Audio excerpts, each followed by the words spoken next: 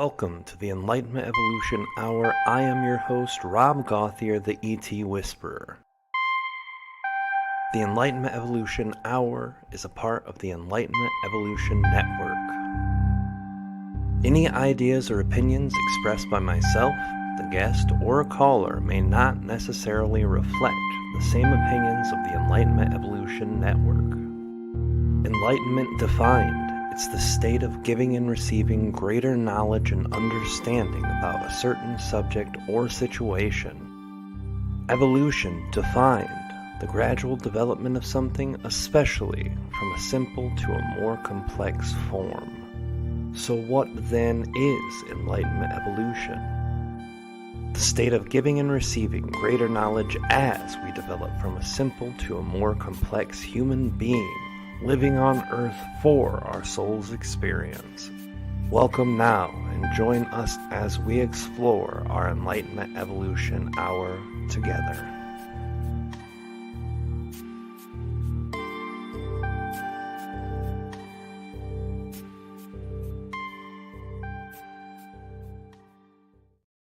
Hey everybody, welcome to the Enlightenment Evolution Hour. I'm your host Rob Gauthier. Welcome to this beautiful Wednesday evening. We have a great guest coming up tonight, Amy Robeson, and we will be talking to her very soon. But first I want to say just hello to everyone who's tuning in. All of you guys from the ET Whisperer YouTube channel, hey, how's it going? All of you from the Matrix Minds, how are you, Brainiacs? And all of you from the Enlightenment Evolution Hour. How are you guys? Welcome tonight. We're going to have a great show. As always, we do our announcements first, and I'm skipping network announcements. There's nothing new to share with you, and when there is, I will definitely share that with you. And as we're talking now, I'm going to pull up my information for the show updates. We have some guests coming up in the next few weeks, and I'm going to share off a few of the people who are going to be here with us. Next week, we have, as soon as my computer tells me, next week we have Sue Frederick, and the week after that, we're going to have the very first time we've had more than two guests at once. Sometimes we featured couples or people who work together.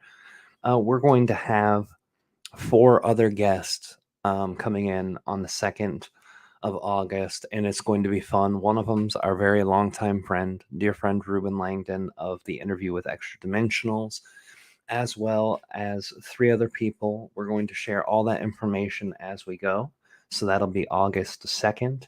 And then on August 16th, we're going to have Riz Mizra, a wonderful channeler who will be also at the Conscious Life Expo with myself and many other great people coming up in February, and I forget the exact date, but it's up on my website. And the 23rd, we're going to have his wife Oraya Mizra, and then we'll continue to announce guests as we get them, guys. Also for the show, I just want to let all of you guys know we really appreciate it. We're going to possibly also be live streaming on one of the 2 networks that we rebroadcast on. We do rebroadcast from both Forbidden Knowledge News Network, and we rebroadcast after the show is over to Conscious Awakening Network, and we might start doing actual live streams on their new radio system, which would be an iteration of what we're already doing, so nothing would change for you guys. But it would be an extra network to check it out from. They've got new apps set up. They've got a new website. They've got new schedules, and it's all looking really good. So check out Conscious Awakening Network. If you type that in your browser, it will come to the top. The new website is absolutely amazing. So check that out, everybody. ET Whisper announcements. There are a few, but I want to start off with one that I find to be most important and one that you guys might find most interesting, which would be the dearest and most wonderful Kalina Angel, beautiful sunshine of my life and mother to the greatest little baby girl in the world, Lilith, has put out her last video, and it's called Why Has the World Gone So Crazy? The Arcturian 103 channeling. She did really amazing work on that video, as she always does. The link is in the chat and will be tied to the description and pinned to the comments after we're done. So check that video out. I shared it on all platforms there. Last announcement for the night is that part of our video that we're doing, part of our show that we'll be doing on August 2nd is with the members of the Sedona event. Not all of the members, but we're going to have the channelers from that event coming, as well as Ruben Langdon and the person who put the event together. If you guys are interested into that, you can go to etwhisper.com.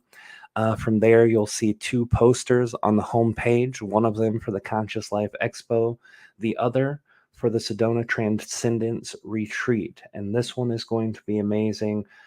It's going to be real great. And we're going to have the other channelers there, as well as Suzanne Ross, the coordinator. And Georgia Jean will be here with us, as well as Cedrine Savagna. And both of them will be there with us, including Ruben, and that'll be something you guys can check out.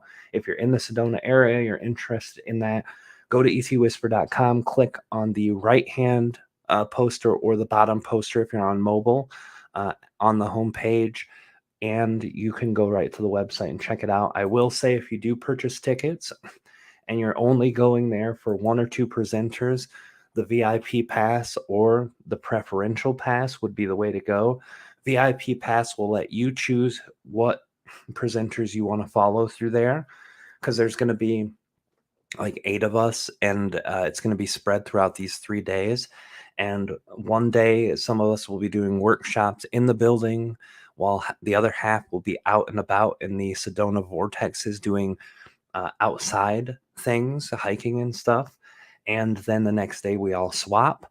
But the VIP pass gets you to who you want to be with, but also gets you the CE5 that me and Ruben are doing in the evening. So that might be a pass that you're interested in.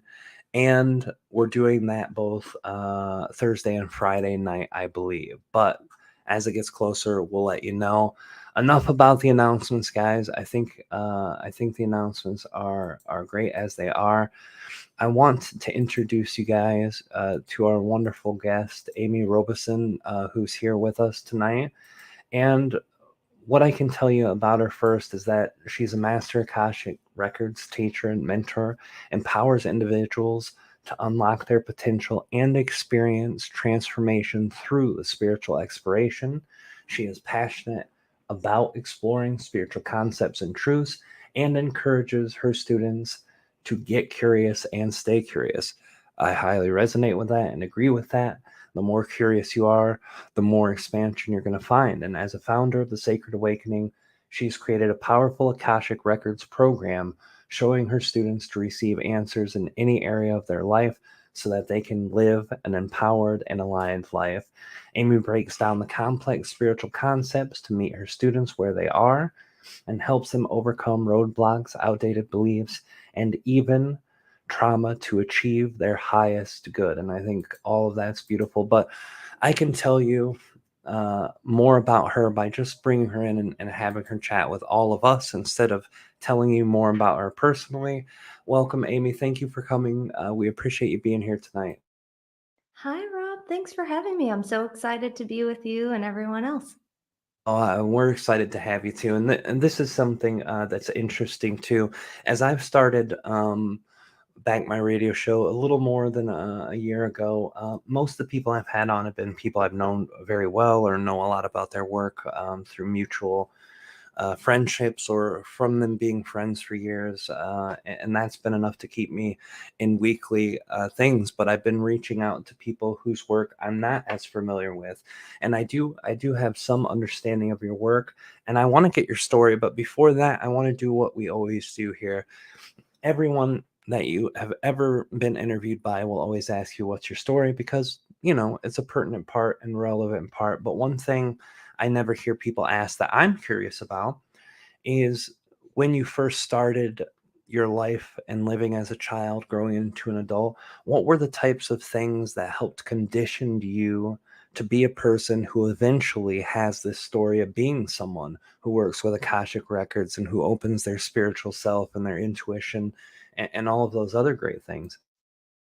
Yeah, and I love that you start with that because I think that it just adds a little personal touch and you get to know the person outside of just the normal story, right? So for me, as a kid, I was always curious about things. I'm the middle child out of I have an older sister and a younger sister, and I've been always curious about like how things work, and I would be interested in like taking apart things when I was little. Like if my mom bought me something that was mechanical, like a toy or something like that, I would like take it apart because I wanted to see what it looked like on the inside, not the outside. And so I would just explore different things, and I would also get my sister. My older sister was very very shy growing up, so I was always like the talking head for her, and she would always like, "Oh, hey, go make friends over there," and I would be the outgoing one. So I would make friends for us, with our neighbors and things like that. And I'm very grateful for her for doing that because it made me confident in just sharing and talking and going up to people when some kids are kind of shy and are nervous about doing that, but I didn't want to disappoint my older sister. And so part of the reason why I'm so outgoing, while I'm still an introvert, but outgoing, is part from our relationship being younger. Like I would always make sure that we were always getting to go do things and have fun together. I love that, and it is fun to see the dynamic of the family as you grow. I had three sisters. I was the only boy until we had found our half brother when I was around the age of 15 or 16. So I grew up pretty much just with all the ladies, and my dad would work far away and stay gone for a long time. So it's interesting too to see, my own development from that. And then when you hear it in other people's stories, the dynamics of being the oldest, the youngest, the middle, having brothers and or sister, it's very interesting to see how that plays out. So thank you for sharing that. And how did those things develop you into that energy of being open to a spiritual concepts, and then if you'd like to share from there kind of how your journey got started, I'd love to hear it. Yeah, so as a kid, I was always interested in angels and spirituality. My grandma was a tarot card reader and she was an astrology reader, and so she would teach us how to read tarot cards when we were a kid. And my mom wasn't religious. She always said that you can believe in God and you don't have to go to church. But I very much wanted to learn about God because even though my mom wasn't religious, she didn't really talk about God. And so for me, the way that I found my way to spirituality was through prayer. Like I would have my own little altar. At the time, I didn't call it an altar. It was just a shelf that had a bunch of little angel knickknacks on it. But I would pray in front of it when I was a kid and a teenager, and I would pray for all sorts of different things. And I was just very, very interested in even church because anytime like someone would go to church, I would ask my mom if I could go with them because I wanted to know. I just had this long yearning to get closer to the universe, spirit, God, whatever sacred title you give that being. And so what I ended up doing was finding my way to my spiritual path was more towards yoga. And when I was in my 20s, I was having a hard time just processing childhood trauma. And I was receiving intuitive messages to start hot yoga. And I didn't have those words at the time, but that's what I was being guided to do. And it completely saved my life. There was a brand new studio that opened up just down the road from my house, and by going there, it like opened me up to a path where I could feel in my heart that that was the path to take because I felt different. I felt in alignment. And I started going to yoga. I started going to church by myself. It was a non-denominational church. And what I loved about it is I started to create a different relationship with myself and my spirituality. And that led to having a deep, deep, deep yearning to learn how to meditate, because I felt like there was something that my soul was trying to guide me to open me up to something different. And when my husband and I started dating, he lived in Charleston, South Carolina at the time. We were friends for a few years, and I lived in Milwaukee.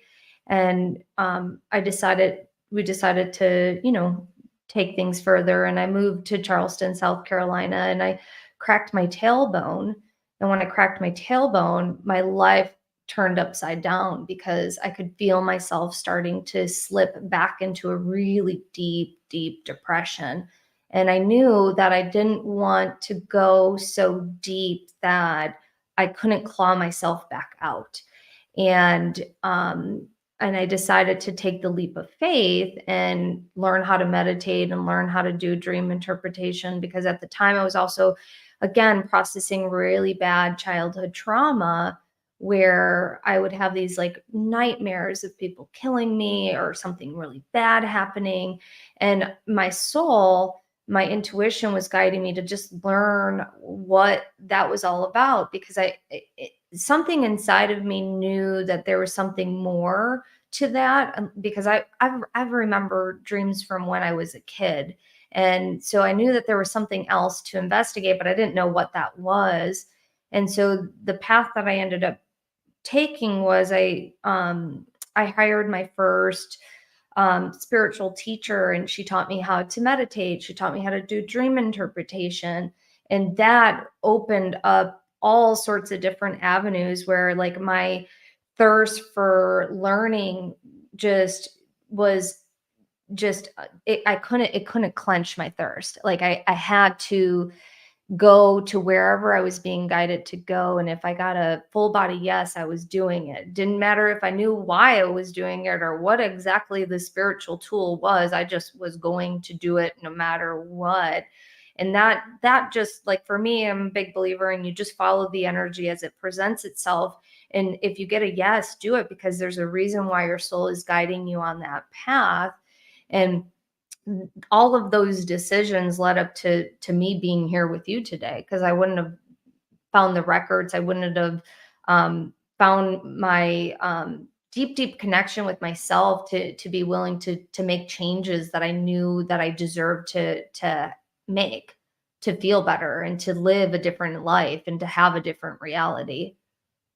Well, that's beautiful, and I want to jump. I want to jump back to something you had said too. You said that finding that hot yoga place, and finding how to do it, even though you didn't really understand it, finding it saved your life, and that's usually pretty strong language as far as saving your life. Would indicate that before that you were having a very tough time. And if it's not too sensitive of a subject, was there anything specifically that was going on in your life that felt like you would just die if you didn't change your routine or change your lifestyle?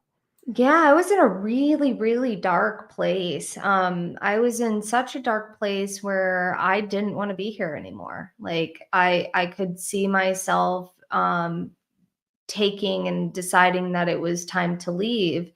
And the reason for that is like, I had a lot of childhood trauma, just went through a major breakup. And like, I was very confused.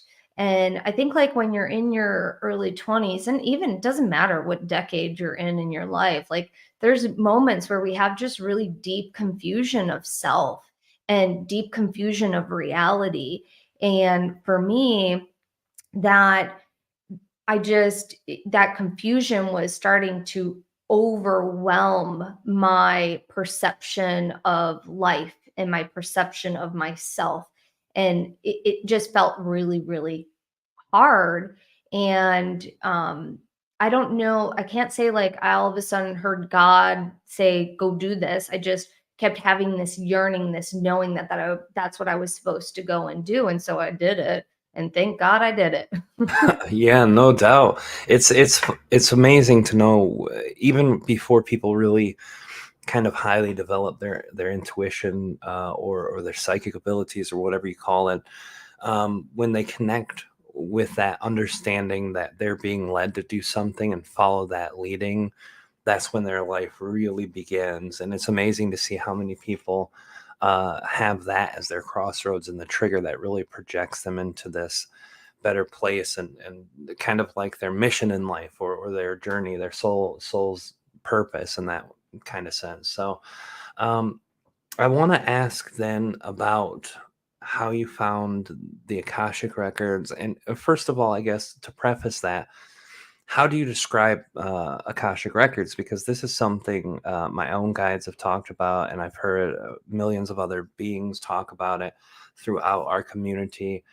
Millions is an exaggeration, but I I've heard gotcha. No worries. they're all described so differently and with such different context to it. So can you describe first kind of what that is for you? Yeah, and that's, I love that you're asking this, Rob, because the records can be used so many different ways, and depending on the practitioner and the teacher, they people have different perceptions of how they can be used and how they're meant to be utilized. And so for me, the Akashic Records is a field of infinite possibilities where every word, deed, thought from the moment your soul is incepted is recorded in the Akash. And so we can go into this Akash, into this field of infinite possibilities, and speak to the guardians, also known as the masters, teachers, and loved ones, to receive love and guidance and support in any and all areas of your life. The Akashic Records is a life tool that meets you where you're at, because the guardians take into consideration everything your soul has ever experienced and will experience. And then they offer advice based on that. And I am also a big believer in that they're not used for only past life regressions. I know that that's a big thing in the community, where it's like the records can only be used for past lives. Nope, they can be used for the past, the present, and the future. And they are to assist in empowering us to see what is possible, and not only empower us, but to also see through the lens of love, and to offer many different perspectives on any given situation or experience, so that you can have a different experience with that experience. And by having that, it can shift perspective and it shifts reality as well. I really love that, and it resonates with me on a lot higher of a level than many of the definitions I've heard before. Because my own guides express, the Akashic energy is meant to be an understanding of probabilities, and not a finite path that is required to be traveled, or else, or that there's no way to break outside of that energy. The probability thing, I love the timelessness of it. I love, I really do appreciate that. And the definition helps us also, because I don't like to just put an energy out there that says I know this for a fact. But the majority of people who listen to our show are very knowledgeable about all of these types of subjects, and they're extremely integrated into this type of information. So it's good for them to have a place marker too. So can you describe then how you found that energy, how you found the Akashic Records, and how you integrated into understanding it? Yeah, so my first teacher that I was telling you about with the meditation, I actually ended up taking another course with her, which was a teacher meditation course. And it sounds so light and airy, but it was so not that. It was, I learned how to do hands-on healings, exorcisms, um, again, dream interpretation, um, channeling and connecting with guides and God. And what I found is that I started accessing them. And when I started accessing them, it wasn't something that she taught me. I just started accessing them. And as I was accessing them, I've learned that I've been accessing them since I was a kid. And because I would have these premonitions and I would again talk to spirit and then they would show me things and I would have these different spiritual experiences when I was a kid that I would just know things about adults or know things that something was going to happen. Like I knew Santa Claus didn't exist when I was 2 and I just knew that. And so there's these things where I just started accessing them. And then I was like, well, I'm accessing them. I need to learn more about them. And so it brought me on the path of learning them. And then I've been accessing the records for um, consciously well over a decade. And I've been teaching them for about 7 years now. Well, that's amazing. And what was your first experience with understanding, like the very first time you connected to it where you realized exactly what was going on or exactly what it was? Can you describe that? Yeah, it was like to me, I'm like, this is the coolest experience ever. I'm like, this is like being able to get direct access to the most loving, kind family member that you can think of, and that they're always going to support you no matter what, and they're always going to you can always lean on them no matter what. It doesn't matter what time of day or anything like that. It was just like to me, I was like a giddy little kid in a candy store because I'm like, this is amazing. Like everybody needs to know how to do this. I love that. I think that's amazing. Once you started tapping into it, then can you describe a little bit about your journey into doing regular work there and regular understanding to starting your public work with it? Yeah. So it's interesting. I think like a lot of spiritual people, not all spiritual people, I think that for me, like in the beginning, I was when I started my coaching business, I really didn't talk about the records.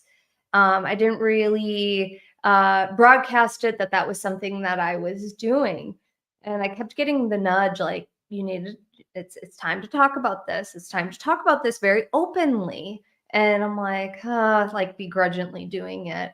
And so I remember the day my husband and I we went to uh, the like a lake for the 4th of July. And um I remember working whenever he would go to bed, just working on like this free offer for free Akashic record readings. And I'm like, I just remember being so excited because I'm like, nobody else is really talking about this in any of the circles or community that I'm in. And I'm like, I'm gonna jump in. I'm gonna jump full into this experience because this is what I'm being guided to do. And so I made like a very small offer to just do free 20-minute readings, and it was crazy. Within 45 minutes, I had to shut down the link because we had way too many people sign up for it. And I was just astonished by it. It was just crazy. And it was like perfect confirmation that this was my lane to be in. This was what I was supposed to be talking about. And it felt so easy and so good to talk about it. And the beautiful thing is whenever a student is ready to start accessing the records start showing up and start speaking to them. And it's loud where they'll start going, hey, here's the records, and they'll just start popping up in weird random conversations or on social media feeds or whatever, because the records are so intelligent and they want to support us. The guardians want to support us in our lives because they want us to have an enriched human experience that assists us in letting go of not only trauma from this lifetime, but previous lifetimes, so that we can live heaven on earth in this lifetime. And I think that that's a really important thing that the records and the guardians, like the masters, teachers, and loved ones are saying to me right now to say this. It's like you get to choose what your reality is.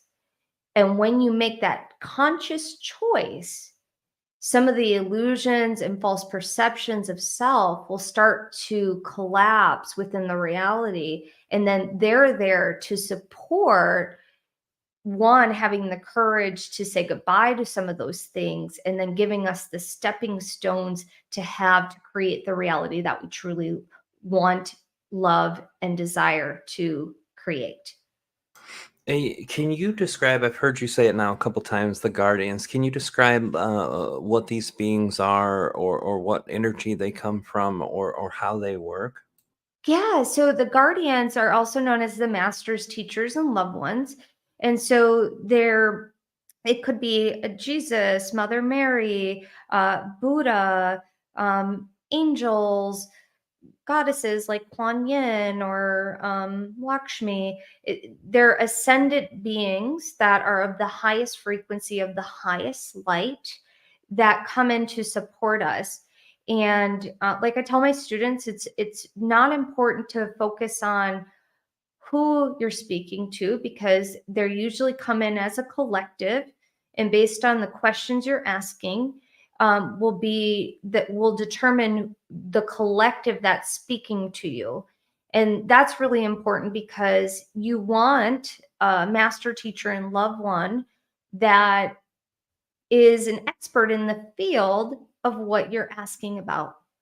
And so a better way to explain that is, if you have a car problem, you're not going to go talk to an accountant about your car problem. You're going to go and talk to a mechanic, because they're an expert in that field to fix the car. And so, same thing with the guardians, the masters, teachers, and loved ones. We want the highest vibrational being or beings that are experts in any particular field of whatever it is that you're focusing on that particular moment, to come in and support us.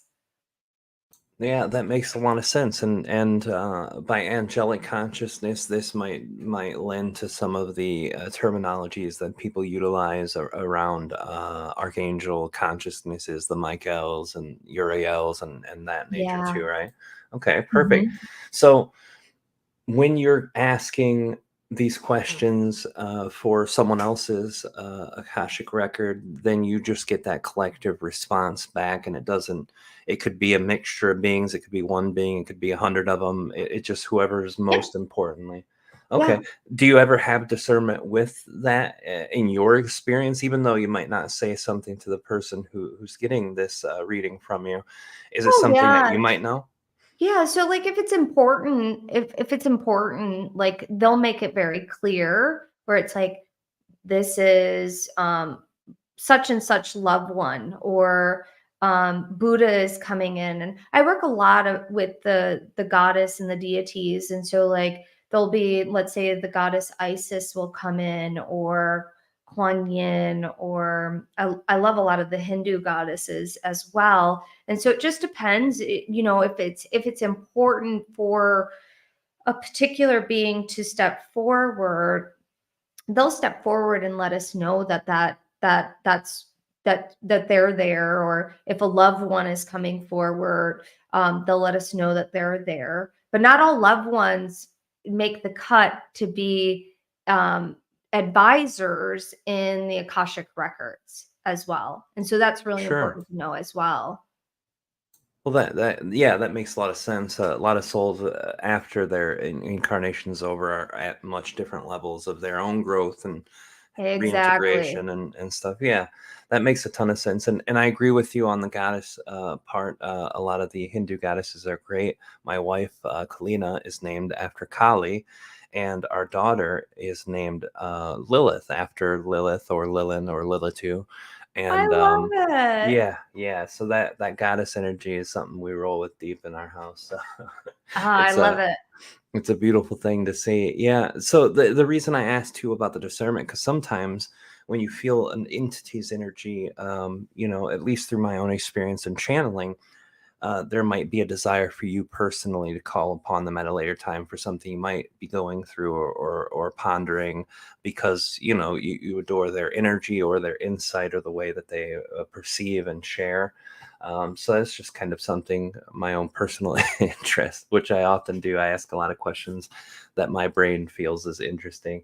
Um, yeah, so is that something you've ever practiced through your own, your self work, calling on one entity or Oh, part? for sure. Absolutely. Like, Mhm. I'll work again because I love working with the goddesses. I'll work with one particular goddess, or I'll be guided to, let's say, work with some galactic beings. And it's whatever I'm being guided to do. I follow the energy of what I'm being guided to do with a lot of discernment. I think that that's really important because not everything is of the light, and there's a lot of things that can pretend to be light. And so, you always want to make sure that you're working with that authentic being of who you're calling upon or who's stepping forward as well. But yeah, I'll call on them, and or they'll show up depending on what's going on. And then also, like, even animal spirit guides as well.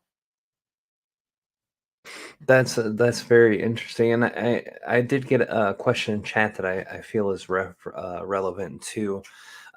This might go to a little bit about expressing the way you're perceiving the Akashic record. Um, One of the questions was what the Akashic records looks like to you. Is it something that's like a tangible manifestational thing, or is it something that's more etheric and energetic? This is a great question. So, I tell all of my students to just give themselves permission to allow the records to appear how they are in that particular moment. So, for some students, it might look like a library, where another, it might look like a field of energy. For me, I'm very claircognizant, so I just know, or I feel, or I hear. And so for me, it's a field of, it's like the cosmos. It's a field of infinite possibilities. And so it's more of an energetic place versus like I'm seeing like a building or a table to step into. And so it just depends on the person, because again, the masters, teachers, and loved ones are going to meet you where you're at in the records. And so if you as a student resonate more by them bringing you into, let's say, nature, and you're in like a field of roses, that's what's the records are going to appear in that particular moment for you, so that you gain a deeper relationship with them. But for me, it's just a field of energy. I don't necessarily, like, sometimes it will show up as like sacred geometry, but it's more of a, it's like a field of energy that I'm experiencing, and not necessarily like a visual. That makes sense. I think a lot of people see the symbology around it, and they kind of create that own manifestation in their mind of it, because you hear a lot of people explaining maybe, hey, Akashic Records to me feels like a library or endless hall with records, Yes. or yeah, so that makes sense, total sense. And yeah, the etheric energy and sacred geometry is something I definitely understand when I'm in that deep trance state too. Um, so now you've got the energy, you're connecting with people, you're teaching people how to work with this energy. And what made you decide to start your business? You told us a little bit about just being pushed and guided to share it with the practice you were already doing it. But when did you take it and then say, hey, this is helpful enough to go out and maybe make videos, or put it on YouTube or share it through social media, or was Yeah. that naturally just a part of the growth and sharing? So, when I got my first big girl job, I knew that I didn't want to be in that career the rest of my life. I was very, very clear on that, but I didn't know what I wanted to do. And then the last 4 years in that career, I just went to school, and I went to spiritual school. Like, I knew that I didn't know what I was doing or what it was going to look like. I just knew that I was meant to start a business doing that, and that I needed to get my stuff together. And I just had to lean in and trust that whatever I was being guided to do, I was going to do it. And then I set an intention that I was going to quit um, my career. I was going to retire from my career as a finance manager, and I didn't want to go past 10 years. So I was like, at the end of this, I'm done. So January 1st, I said that I was going to quit. And then June came around and I was like, I'm not anywhere close to quitting. I need to figure something out. So I ended up hiring a coach, and she helped me just navigate some of the jitterbugs around that and getting prepared. And I got my very like first client by like October, and literally the universe kicked me out of my career on December 31st. So it was like, we're done. You're done. Like, and I already started seeing clients, and I've been preparing. And people in my previous career would like make fun of me. They're like, why are you doing all that stuff? Like, because at the time I even like got certified to teach yoga so I could like be a better public speaker, because I felt like if I could teach someone how to touch their toes and articulate different cues, then and stand up in front of 30 people while they're doing this, it would really help me in my teaching. And I also loved yoga, so it was like a great way to just support my thirst for knowledge, and then also to support myself as I was transitioning out of my career. And like, just naysayers, they don't understand. And when you're in something that other people don't understand, they're going to say things that are off-putting because they don't understand it. And for me, it was just like, nobody's going to tell me anything different. I don't care what anybody says. I'm doing this. And I know, and I believe in myself that I can do this, and I'm going to do it. And I did it, and I've never looked back. Like, I'm just so grateful for that I had the courage to do it, because I've been able to connect with people all around the world, and I've witnessed their transformations and their changes. And it's so rewarding because it creates a ripple effect. Because if I make an impact on them, they make an impact on 10 more people. And it's like a global ripple effect that can happen. And it's just amazing. Like, it's truly like, I'm just in awestruck sometimes of some of the things that people share with me and like what they're doing. And I'm like, yes, it's so awesome. I'm so grateful. That is amazing, and I love that. My guides kind of describe that as like a virus spreading, but only giving you good stuff from it. When you share with one person and they share with 10, and the vibration shares out. And thank you for sharing that too.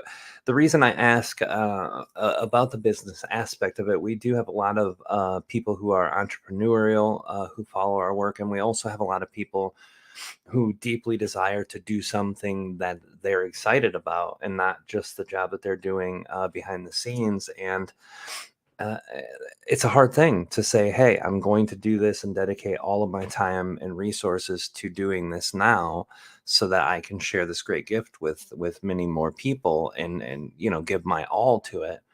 A lot of people just don't know how to make that step, and that's a beautiful share. And I got another question from chat that's a very interesting question, and I'm similarly curious.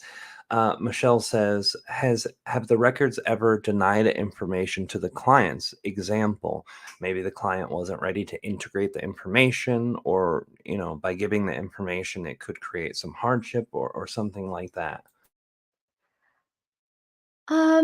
So sometimes you can have a question that's asked, and they will answer it, because if a client is asking it, they will answer it. But sometimes someone might ask something and there'll be a radio silence. And as a practitioner, then I get curious, like, why is there radio silence? And then I'll ask a bunch more questions. And then there's usually something else that needs to be shared before that very thing. And so it's not necessarily that they're not wanting to answer the question. They just need to possibly hear or receive something first before they receive that answer. And so the guardians, the masters, teachers, and loved ones are always going to share step 1 before step 10. And sometimes people will ask a step 10 question, but we need to start at step 1. And so we'll start at step 1, and then they'll share, and then it will unfold what it is that they're wanting to unfold. If there is a possibility that they don't answer a question, and there might be an array of different reasons on why they're not answering the question. But it comes down to the practitioner, and the practitioner asking more questions to understand why there's radio silence or why something's not coming through. And then there are times where I'll receive information on, like, this is just not time, so let's focus on this, and then we redirect the session. I see. And is that a fairly common thing, or is that pretty rare? I don't think it's not going to happen like every session. For me, it's not. It's a very rare occurrence that it may happen. It's not something that's very, very common, but it can happen.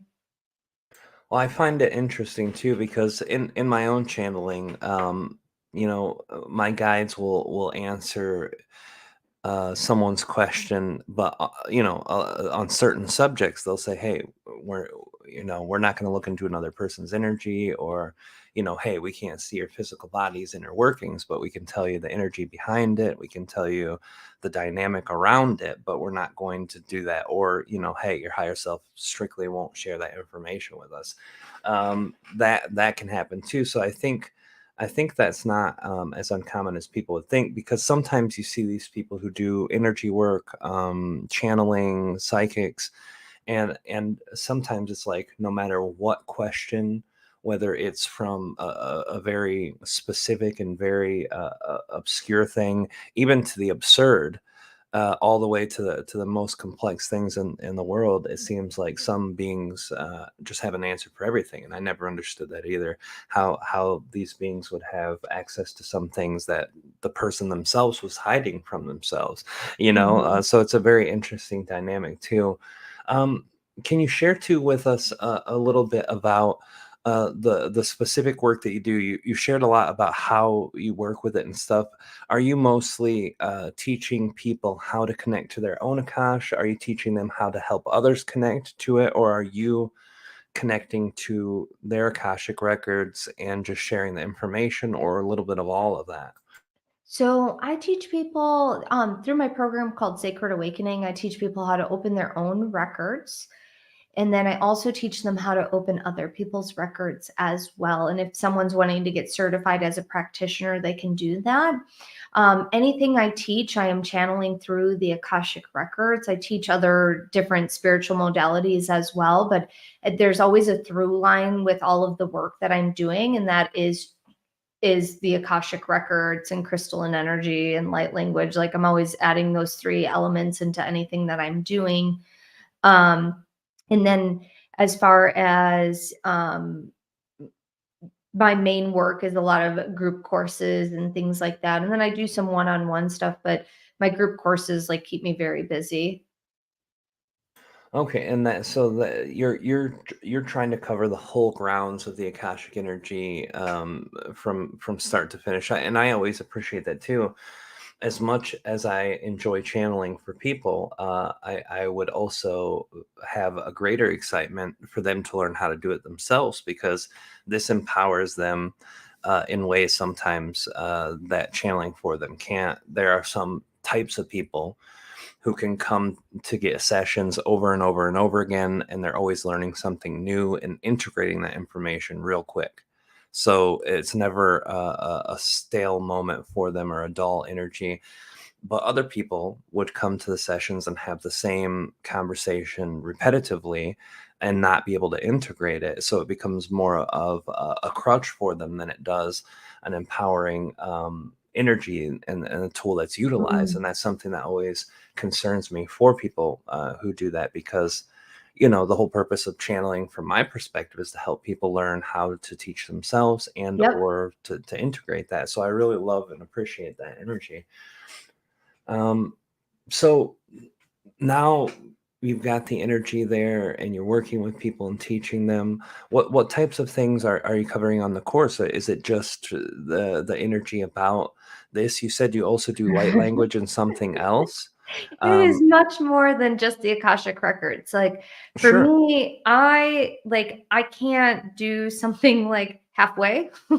Sure. So I can't just show you how to open your records, because that right there is the simple part. Like how to open the records is the simple part. How to utilize them is another thing. And my goal is to teach people how to utilize them as a life tool. So in Sacred Awakening, what we do is I teach people how to open their Akashic records, how to ask powerful questions, because the questions you ask are just as important as the information that you're receiving. Because if you're asking a particular question, it's going to lead you down a particular path. And so you have to ask very good questions and know the types of questions you're asking as well, because everything in life comes down to the questions you ask. Even like if you were like getting into a contract with someone, like you need to ask really good questions. Otherwise you're going to be like, darn, why didn't I ask that question? And you're in a contract that you should have asked. So so I teach people how to open the records for themselves, how to ask really powerful questions. But this is the part where it's very different than other Akashic record courses out there. Is part of my work is teaching people how to work with different aspects of themselves. And you're not just a human body that's a soul inside of a human body. Like you're very multidimensional. And so we work with several different bodies inside of Sacred Awakening level 1. So we work with the mental body, the spiritual body, the physical body, the ego, the inner child, and the emotional body. And so these 6 aspects of yourself can very much influence your reality. And the best way that I always describe this is, have you ever had something that you really, really wanted to do, and then all of a sudden you talk yourself out of it? Well, have you had that experience, Rob? Oh yeah. I think most humans I know could relate to that in one form or another. Absolutely. So if we look at these different aspects, we can then see like who are which ones, because there could be more than one of your bodies that talked you out of it. And there's other parts of you that were really excited about it. And so if we look at the parts that talked you out of it, we get an opportunity to learn something new about yourself, because it's all about self-discovery. You learn something new about yourself, and you get to heal that aspect of yourself that's scared, nervous, or wounded, or whatever it is that they're feeling in that particular moment. And then you get to reparent yourself. And that's the really big thing that I love talking about, is reparenting yourself. And it doesn't matter if you had awesome parents or you had horrible parents. We have an opportunity as adults to reparent ourselves, to let go of conditionings and patterns and beliefs that are no longer serving us, so that we can have a self-discovery, so we can shift our reality and shift into whatever it is that we really want to do. And so I teach about the bodies, and then I teach people how to open the records for themselves. And I've thought a long time, like, I've had people like, well, why don't you just teach just opening the records? And I'm like, I don't like doing that, because when you have the opportunity to open the records for someone else, your intuition, your channeling abilities expands and widens and deepens, because we usually can give information to other people than we can for ourselves. And so by learning how to open the records for someone else, even if you don't plan to be a practitioner, you have the opportunity to really deepen your relationship with your own records and your own intuition as well. And it's really cool to see when it happens, because my students start having all these aha moments when they start practicing with other people. I like that, and I really like the concept of looking at the specific attribute or consciousness that's within you that's being the hard case, or the stopping progress part, because that's something I think all of us can definitely identify, the energy of wanting something so bad, and then there's some part of us that either doesn't feel worthy, or says, hey, this could be too complicated. And it's such a pain in the neck too to identify that energy. But I really do like that. And the reparenting part, some of the people in our audience too expressed that they really resonate with that.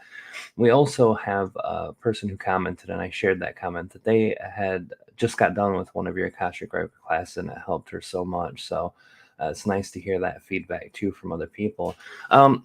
The experience that you have, then you're not just cutting into the basic aspect of that. You're cutting into all the corners that can even be parallel, or touching with that energy at all, which I love. I believe that way too. When you're going to cover a topic, cover it, all of it, and as much more that could be any form exchangeable or relatable with that too. You said too that you did light language integration and something else, and I forgot what the other thing Oh, was. crystalline energy. So I love Crystalline energy, crystals. yes. I absolutely love crystals. I teach people how to open their records using crystalline energy. So I'm always calling crystalline energy, and then light language. When I'm doing healings, activations, meditations, I speak light language within them as well. And then I teach people, because naturally, when you speak light language can activate other people's light language. So when I was speaking light language, all of a sudden, all my students were like, I have this urge to speak light language or to do light language, and I'm not sure how to do it. And so then I had to create a safe haven for a way to safely explore light language as well. And I love light language. It's so different. It's so funky and weird, and it just like it makes me like a giddy little kid, because it's just weird, but it's so fun.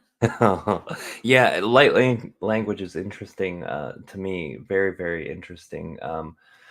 We have had a few people who do light language come on the show, and one of them was the first lady who I met who ever even understood anything about that, and she was having that happen back in 2010.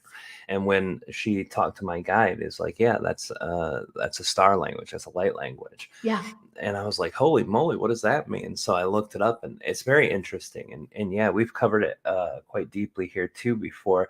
Do you have a understanding of where this light language energy comes from, or what consciousness you're connecting, or is this something that you're just purely integrating through the higher self? How does that work? So, for me, I always set the intention that whatever serves the highest good and those is of the highest light is what I'm going to be channeling. I don't get caught up on where it's coming from. And the reason for that is because I'm just the conduit, and I want it to be clean and clear. And so I know that there are in some of my students, they know exactly where it's coming from. But that's not my thing. And it's not my lane. And like even my guardians say it doesn't matter. And so I don't get caught up in that. I see, and yeah, that makes sense. We've had a lot of people who've felt that way too. But the reason I asked from my own curiosity too is that there tends to be some people who I've known who utilize light language, and when they do, they have several formats of it. So something will Oh yes. sound very different from one to the other. Yes. So I will know when there's a shift in, like, let's say, frequency. So it's of the highest light, but then there's these frequencies that will change, and then that will change the way that I'm speaking it. And so I can tell when there's a shift. And so sometimes it's like it's really, really, really fast. And then there's times where it's like very, it usually sounds like a foreign language. Yeah. And it's neat to see, because like for me, I can tell when it shifts, and like my light language has changed a lot. And as an adult, when I started speaking light language, because it was again one of those things where I was like, I don't want to do this, and I'm being guided to do it, and I'm like, oh, people are gonna think I'm so weird. I'm already weird. And so, when when I was guided to do it, um, it like my light language has changed so much. And then once I started speaking it and giving myself permission to speak it, I realized and remembered that my older sister and I, we would speak light language when we were kids to one another, and only her and I knew what we were talking about. That's And amazing. yeah, and so it was like this remembering. I was like, oh wait, I've done this before. Oh yeah, like, and we would just have so much fun talking to each other in that language. That's great. Does your sister still mess around with that energy? Does she dive into these spiritual categories that you are? She's very in tuned, but she's such a busy mom. She has 5 kids, and so, Ah, and she always laughs at me because she's like, she'll always go for the ride when, because I always take her to go do something crazy and spiritual, and she's like, anytime you take me to do it, I have to end up crying because I have this like huge release, but she keeps doing it anyways. So, but she's into it, but it's not something she practices, but she's super in tuned. yeah, that's amazing. And yes, the parenting thing, you got one or you got 20. It can be different levels of difficulty. Me and my wife have two, and both of them well, my son's pretty severe special needs, and our daughter has some developmental delays and some issues she had at birth. So those two keep us busier than any of the work that we does. And Yeah. imagine someone who's doing any work with their kids and or working at a job is, yeah, it's a brutal thing that at some points definitely.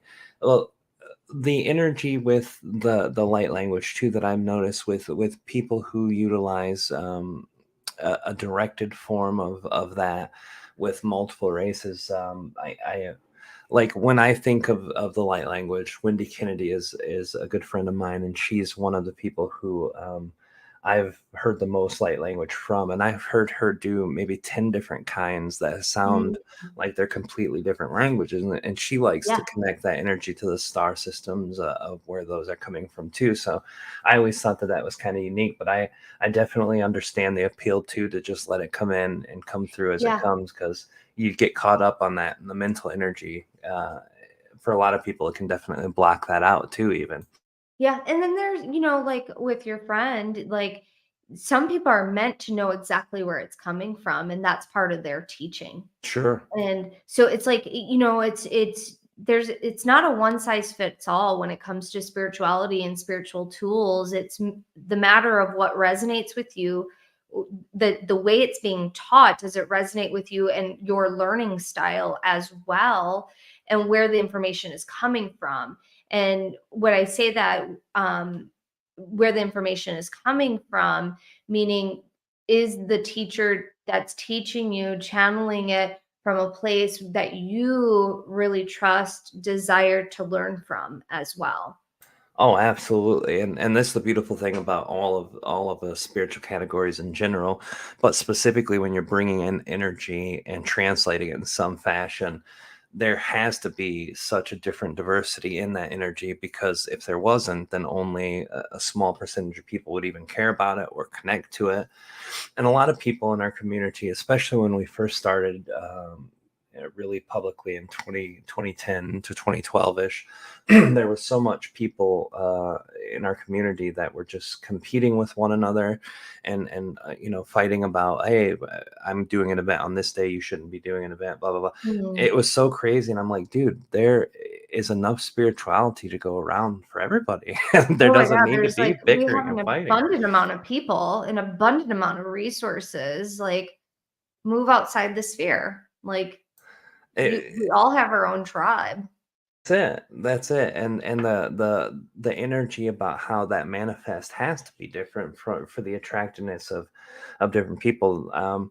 You know, it's funny to see that play out too, and I'm really glad you shared it that way too, because I really resonate with that and feel very strongly, if the energy of where you're learning the information from doesn't feel right, you're not going to be there for long anyway. So that's a beautiful thing. We're About probably 10 minutes away from doing our lightning round, which is Mhm. the part where I do some personalized questions. So I want to cover a couple more topics before we get there. I wanted to know, like, with your own experience and your own energy, share with us like an average experience of doing a session. I know probably all of them are so individually different, but what's the average flow? What types of things are most people looking at in the community these days? What are they asking for to understand, and asking for you to access for them information wise? Yeah, so it just depends on what's going on at that particular moment in the collective. And so you could have a slew of people that all of a sudden like, what's my life purpose? What's my life purpose? What's my life purpose? And then you might get a bunch of people that are like, what are my spiritual gifts and how do I open them? And then another is like transitions, or like it just depends on what it is and how and what practitioner they're working with as well. Because for me, I might attract, these types of people where another practitioner might attract a different type of person based on their set of skills.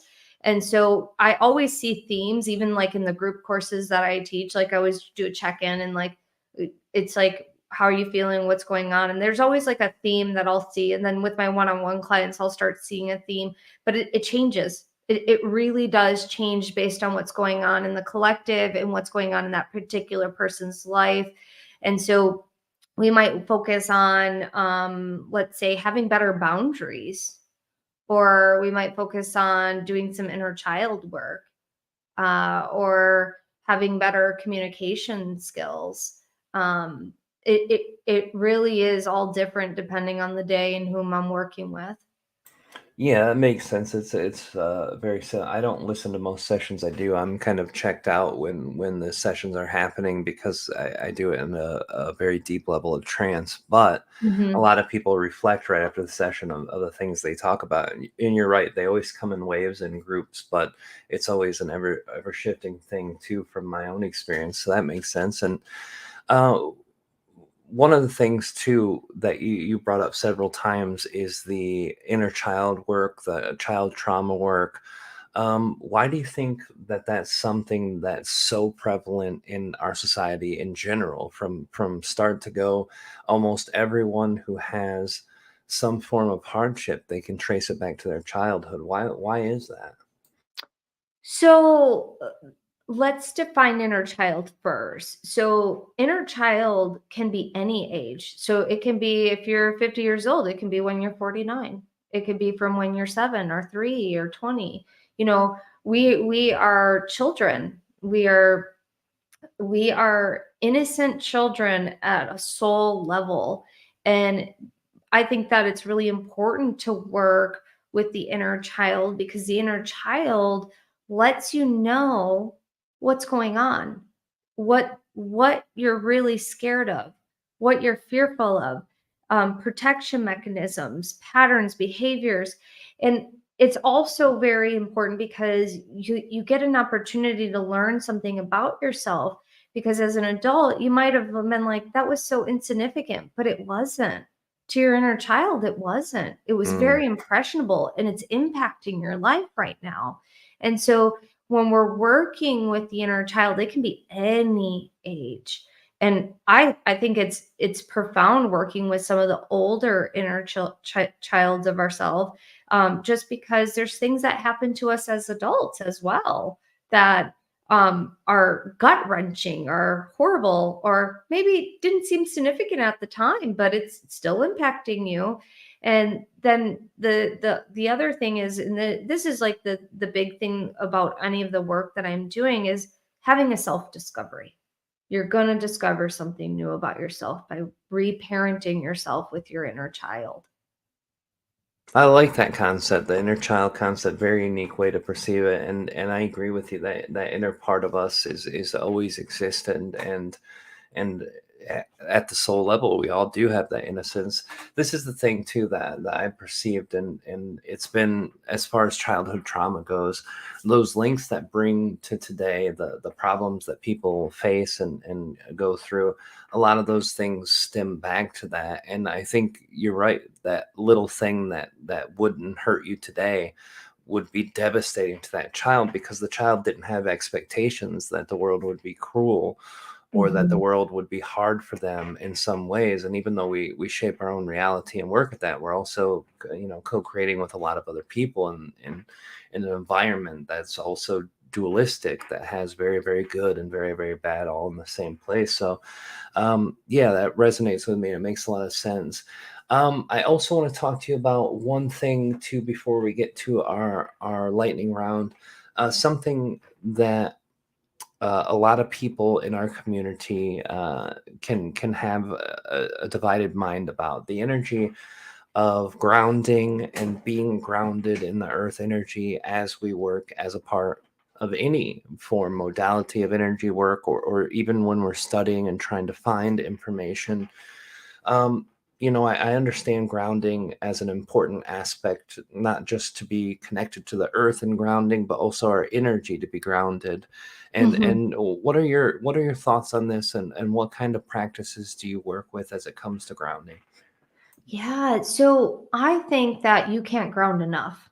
Like, I'm a big believer that we are meant to be in our human bodies. We have chose to have a human experience.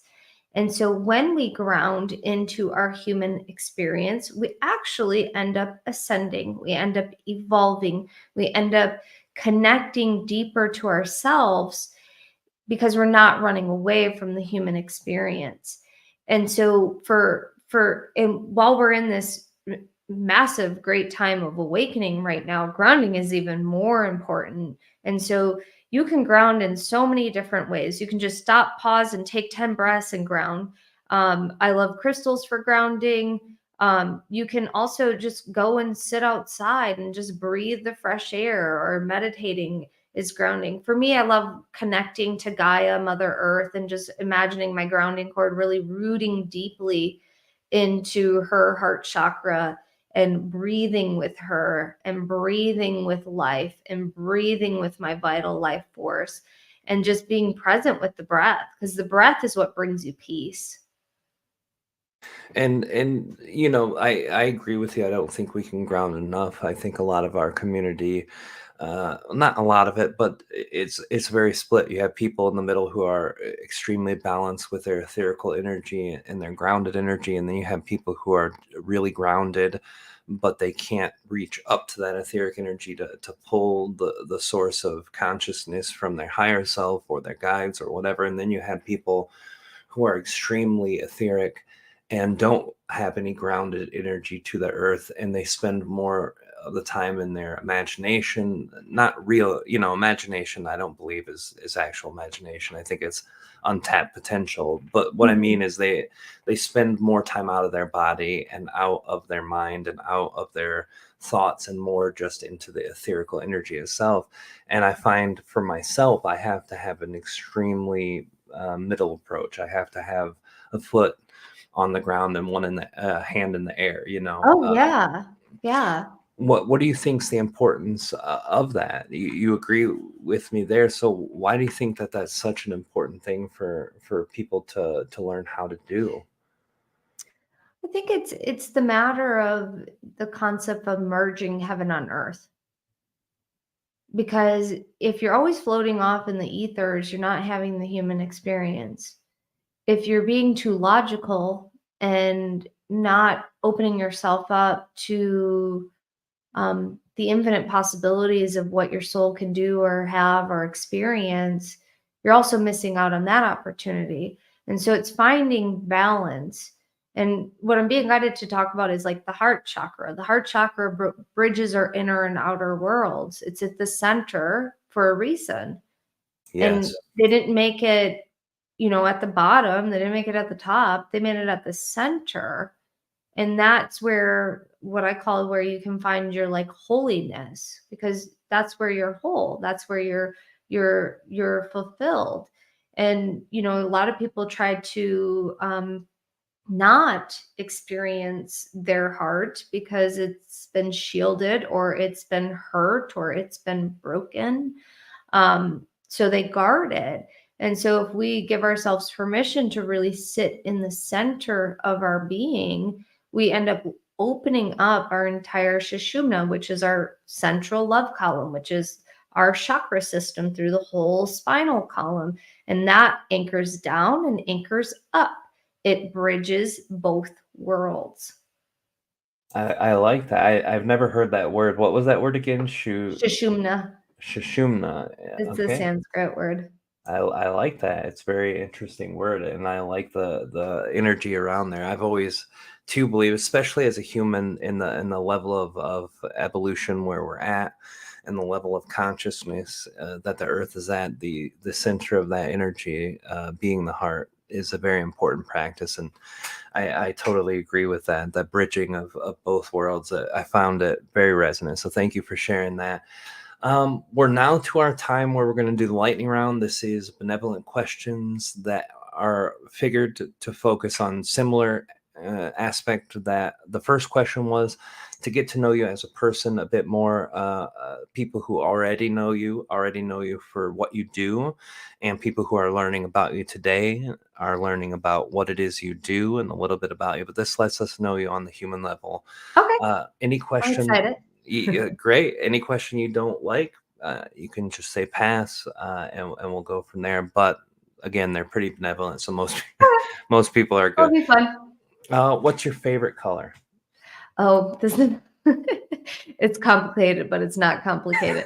I love every color, but my favorite color to wear is mustard. But if I had to like pick like a favorite color, it would be iridescent because it's rainbow. Oh, I like that. My wife is a very similar concept. When I had her on as a guest, she said the rainbow is her ultimate favorite. But the energy of the multicolored, you can tell people with personalities who enjoy to do things differently, or enjoy the inner, just having a spectrum of things to choose from. The rainbow is always great. So thank you for sharing that. What's your favorite food? Oh, I love steak. Yeah, who doesn't, right? Well, Yeah, vegans don't, but no, I like for me, my body, like I tried being a vegetarian that it like I felt like my bones were gonna break. And with all the work that I do, like I need some red meat in my life. So I love steak, I love sushi, I love anything that like satisfies my taste buds, to tell you the truth. absolutely. And the whole thing is, I think that there are some people built that can be vegetarian and vegan, and they're healthy and they're fine. But I Mhm. think the body archetypes and the energy archetypes. My wife tried being a vegan 5 different times, and when she couldn't get through it, she was told, "You're doing it wrong. You're doing it wrong." No, And she was doing it exactly how all the top experts who have been doing it for 20, 30 years told her to do, and she couldn't. She almost died in the no, hospital it's one not good time. for her body. It's Yep. your genes. And for me, like, and I've asked in the records countless times, I'm like, can I be a vegetarian again? And they're like, no, absolutely not. And after studying some more about it, it's like my genes are not designed. Like I need particular minerals that are in meat. And so, like, it's just all about being ethical and how where you're sourcing your meat and how the animals are treated. Yeah, exactly. That's exactly the practice that Kalina and I had to get into. I tried being a vegetarian, same principle. I blew up like a balloon. I gained 40 pounds. It was bad. So I agree that we make sure we can walk to the farm or drive over to the farm, Yeah, or can visit that farm at any time we want, because if we can't, then they're not treating the animals correctly. exactly. And I'm highly against factory farming. Plus, the meat that comes from that is very damaged and not good for the body, Yeah, and because it's scary because 'cause they're animals are starting to fear. make the fake meat too now. The FDA just approved that, so Yeah. it's I don't know, that I don't wanna say it's scary, it's really important to be mindful of what you're putting in your body because it totally affects your chemistry, it totally affects your health, it totally affects your mental well-being, all of that's so important because it's vibration, it's Yeah. frequency. Absolutely, I agree. It's definitely an important aspect. So thank you for sharing that. And then, what would be your favorite band and or song? Ah, I have so many. Um, I love Jack Johnson. I love Need to Breathe. I'm the type of person that loves any type of music from pop to like 90s rap to country. Like I love me some good twangy country music. I love, old rock. So um the one of my favorite songs is by Lady Gaga, A Million Reasons. Um I Nice. I'm a big believer in listening to music that uplifts you. So I listen to a lot of chanting music as well. And then if I do listen to something that's, let's say, like a breakup song, it's usually like a moment in time where I'm like breaking up with an aspect of myself that needs to be let go of, and so it like gets me through that. But if I'm not in a bad spot, I'm not listening to anything that's going to influence the way that I'm feeling except to uplift. That's beautiful. I like that, and I am the similar to you in the way I like everything, and I'm a huge connoisseur of 80s and 90s rap. Is the best time to listen to rap was in the 80s and I 90s. But agree. um, what is your favorite animal? Oh, I have many favorite animals. Spirit animal would be the golden eagle. If I were to be like a cat or a dog person, definitely a dog person. Um, I have different connections with different animals for different reasons. So like I've really a lot of deep connections with like crows and hawks and owls, a lot of birds.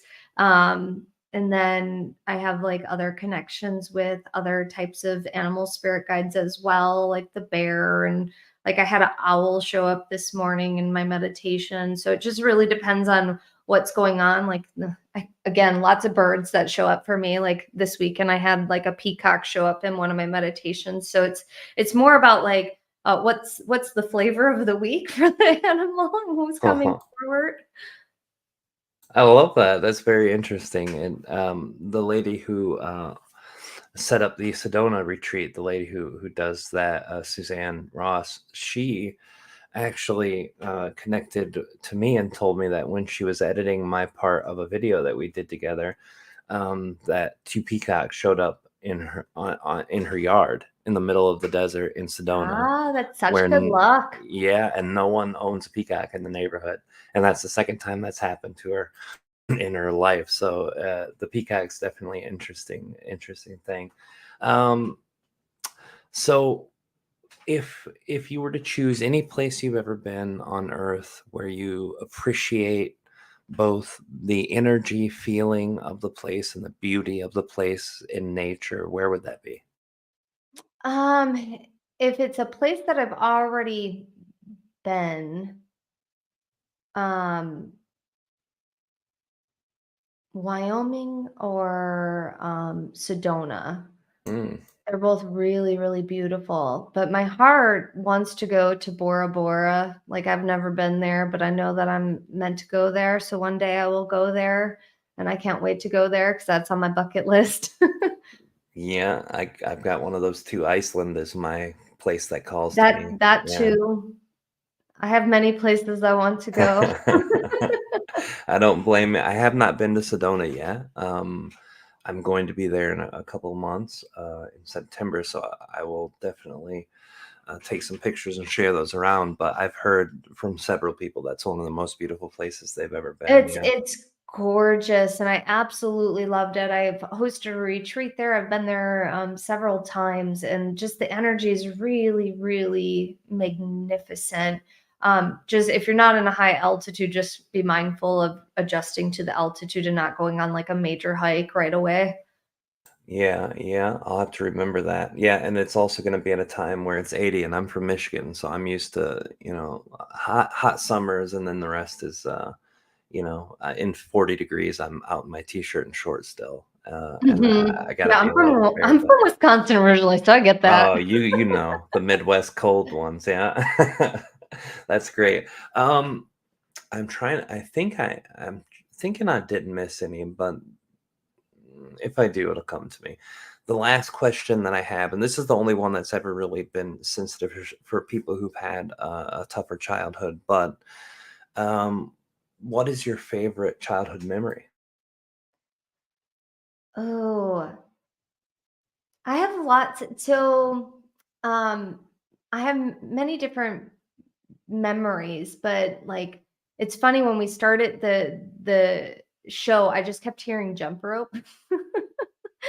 And I was like, where is that playing into it? So it's obviously for this question. I used to love jump roping. I would do jump rope for heart. My mom and I would have jump roping contests. And so jump roping, and then just walking to the corner store with my sister and getting popsicles. Like just hanging out with my sisters and playing and having fun, like, those are just really fun memories. It's like, just the normal everyday things that you do. Those are the fun things that I think were fun.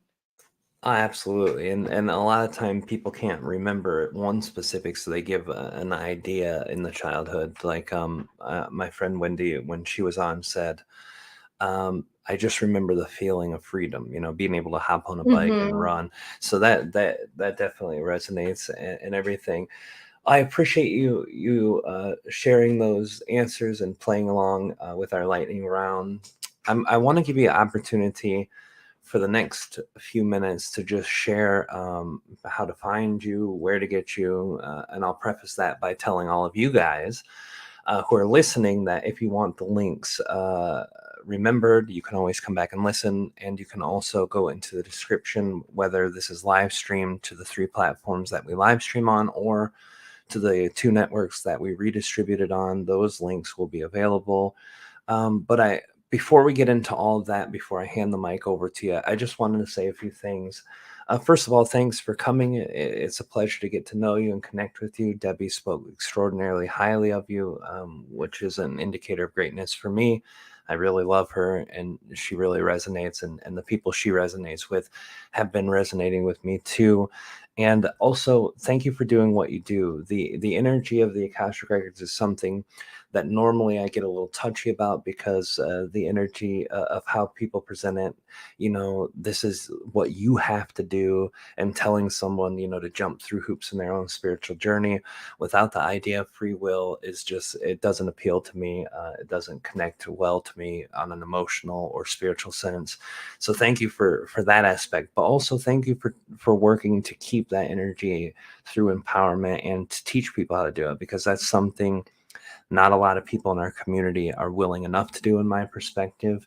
They like to say, hey, I'm the one who can do this, and you guys will just come to me, and pay me to do it for you. I'm Yeah. not going to teach you. I'm not going to deliver that to you, but I'll give it to you for the right price. And, I'm not speaking against anyone who charges. I charge an exorbitant amount for my own personal sessions. So it's something that I appreciate in the willingness to help people learn and expand. So thank you for being here. Thank you for being who you are. And I want to give the next 5 minutes over to you to just share where they can find you, how they can find you. And I did want to let you know that I do have to step away from the computer for about 2 minutes. So I'll be back. I'll shoot you a message letting you know I'm back. Yeah, no problem. And thank you for all your kind words, and thank you for having me. It's been so much fun, and it's just been fun even watching the comments in the chat. So thank you so much. You're welcome. And Thank you. if you're interested, I'm always offering different free things. I have lots of free stuff available. If you go to my website, theamyrobeson.com, theamyrobeson.com, you can click on our like free gifts page, or you can go to theamyrobeson.com/free. And we have, I have like over 20 plus free healings on there. We also have a really awesome free event coming up August 21st through the 25th, where I'll be talking about the Akashic Records. It's a free masterclass series. It's a lot of fun. We do a ton of free healings, and I'll talk a lot about self-discovery, the Akashic Records. And then also, if you're interested in, I have a weekly podcast called Awakening with Amy Robeson. I stream on all the podcast channels. I also have a YouTube channel as well that we upload our podcasts there. And most importantly, if there's something that is speaking out to you on anything that I discussed today, I want to encourage you to investigate that more. And if the records are speaking to you, or like, oh, I really, really want to learn more about the Akashic Records, join the free masterclass series, because there is no coincidence on why you're listening to this episode with me and Rob today, because the records really, really start to speak to people when they're ready. And being in the series will give you an opportunity to experience the records in a different way. And I'll talk a lot about them. And then we like do this really awesome grand finale on Friday as well. So it's like a week-long experience that you can do it. And if you can't make it live, you can definitely catch the replay. So again, my website's theamyrobeson.com. And thank you guys so much for having me here. It's been so much fun. Thank you, Rob, so much for having me on your show. I really appreciate it. I think you're an amazing, amazing host and interviewer. Well, I appreciate that. That's very kind of you, and I always like to hear I'm doing a good job. My own interests are always of relevance to other people, I think, and my ability to ask questions just comes from that curiosity. I've been told that a few times by a few people, said that I do well with it, but for me, it's led by sheer curiosity and excitement for other people to get answers to. So you've been amazing on the counter end of that by giving such great answers and sharing from where you did, and appreciate it very much. Oh, thank you. You're very welcome. And I want to let all of you guys know that coming back here next week, we're going to be here at 10 o'clock Eastern, that's 7 Pacific, and we are going to have several guests throughout. But next week, I close my tab like the multitasker that I'm not. Next week, we're going to have Sue Frederick, and she'll be here with us next week, guys. So tune in. Thank you all from the Matrix Minds. I love you, Brainiacs out there. Thank you guys for joining. Thank you all for the ET Whisperer. Thank you all from the Enlightenment Evolution Hour. I love you guys so much. Thank you for being a part of our exchange and our show. And thank you for staying active in the chat and listening back if you didn't make it live. We'll be here next week, guys. Keep your eyes peeled and make sure to go check Kalina's new video out. And her video is on, excuse me, is Kalina Angel.